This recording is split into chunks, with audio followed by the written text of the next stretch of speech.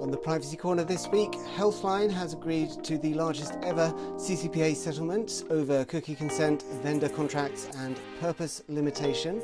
The New York Attorney General has provided some guidance on the NY Child Data Protection Act's strictly necessary exception, and Microsoft's advertising practices are facing Ireland's first case under the EU's collective redress directive.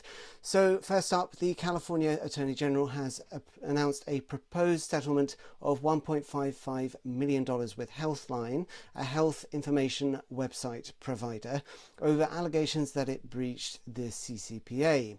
The AG accused Healthline of failing to honour opt-out preference signals such as the global privacy control, continuing to share personal information with advertisers even after some users had opted out, failing to implement CCPA mandated contracts with advertisers, and violating the CCPA's purpose limitation principle by reusing information about users' browser history for targeted advertising. So in line with the CCPA, Healthline provided a do not sell or share my personal information link, enabling consumers supposedly to opt out of cross-context behavioral advertising.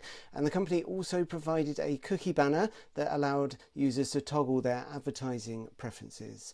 Unfortunately, these mechanisms allegedly did not work, so California consumers who used them would still have their personal information processed for advertising purposes.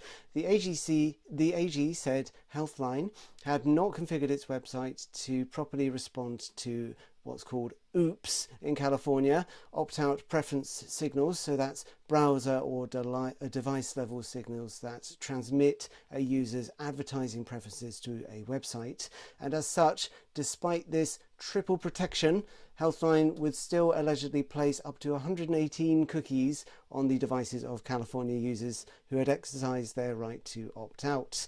The AG also argued that sharing the titles of articles users had read with advertisers meant that Healthline had violated the CCPA's purpose limitation principle.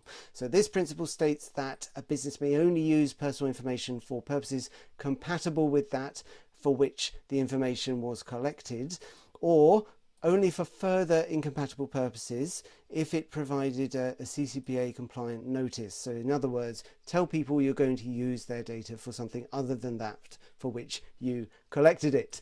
According to the AG, Healthline therefore shared data of a potentially highly intimate nature in a way that consumers would not reasonably expect without a sufficiently detailed disclosure in its privacy policy or elsewhere. So articles were titled things like, now you've been diagnosed with MS, what do you do next? Stuff about stage 3 kidney disease, quite specific health related titles. The CCPA also requires businesses to implement contracts with their advertising partners to limit how they use personal data for advertising purposes. The AG says Healthline was signed up to an online advertising industry contractual framework. This could be, they don't specify, the IAB's CCPA compliance framework, but not all of Healthline's advertisers were signed up to the framework. So Healthline's failure to implement a contract with those partners was deemed to be a CCPA violation. Now, interestingly and arguably, the AG's decision sort of endorses that framework, the IAB's CCPA compliance framework, if it was that one, because Healthline was criticised only for failing to implement contracts with vendors that were not part of that scheme. So this settlement awaits court approval, but there are still some steps businesses can take now to avoid these sorts of issues. Check your do not sell links, your cookie banners, insofar as they are relevant to the CCPA, and your OOPS mechanisms to make sure they work effectively. Categorize the data you're sharing with advertising partners and make sure it's covered by your privacy disclosures. Map out the vendors with which you share personal information and make sure you've got contracts in place with them. CMPs, consent mechanism platforms or consent management platforms, aren't designed to actually identify privacy risk. So a quick shout out for Privado AI's web auditor, which regularly scans websites to make sure that consent banners, pixels and data flows comply with relevant regulations. Thank you again to Privado AI for their support of the show. The Office of the New York Attorney General, or the OAG, has released implementation guidance for the New York Child Data Protection Act, or the NYCDPA, a very tricky law that took effect on June the 20th. So this guidance was issued by Attorney General Letitia James, and it addresses key questions raised by industry participants about what to do under this new law. This is not formal rulemaking, but it's a signal of the OAG's initial interpretation and also their enforcement priorities. So the OAG advises that until formal rules are finalised, which they will be, it will consider operators' good faith attempts to comply with the statute and this guidance when it's pursuing enforcement actions. So the guidance has implications for processing personal information about minors aged 13 to 17 for advertising purposes. The NYCDPA allows covered website and app operators to process minors' personal data without consent only where strictly necessary for certain very specific purposes, which the OAG confirms do not include advertising or tracking. One of the exceptions arises where processing is strictly necessary to provide a service requested by the user, familiar language under many other laws.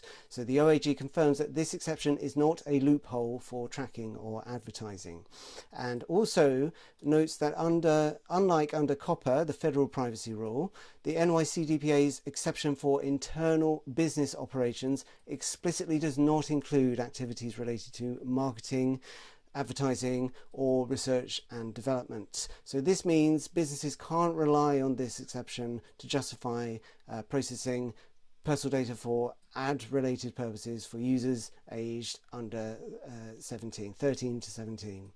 So the OAG will issue formal rules on NYCDPA compliance, as mentioned. In advance of these rules, this is quite useful guidance, reiterating the very strict nature of the law's rules on processing children's data. To comply, you first have to identify every instance where you share minors' personal data with a third party, and then check whether it falls under an exception or whether you need consent. And remember, those exceptions are pretty narrow. Lastly, Ireland will see its first case under the EU's collective redress mechanism as a case against Microsoft's advertising practices proceeds to the High Court. This case was brought by the Irish Council for Civil Liberties, and it's the first representative action brought before the Irish High Court under the Protection of the Collective Interests of Consumers Act 2023, which is Ireland's implementation of the EU's Collective Redress Directive. This action claims that Microsoft operates an advertising business through its Xandr platform that unlawfully processed personal data to the tune of $10.2 billion in revenue in the 9 months ending March 2025. The ICCL wants a court order directing Microsoft to stop its data processing activities or bring them into compliance with the GDPR. The ICCL first applied to the High Court in May 2025, and it was quite quickly admitted to the Commercial Court on the 30th of June. And this is the fast track of the Commercial Court. So this is a big step forward for the case and for the ICCL. And it targets the real-time bidding system, also the subject of other complaints by this organisation.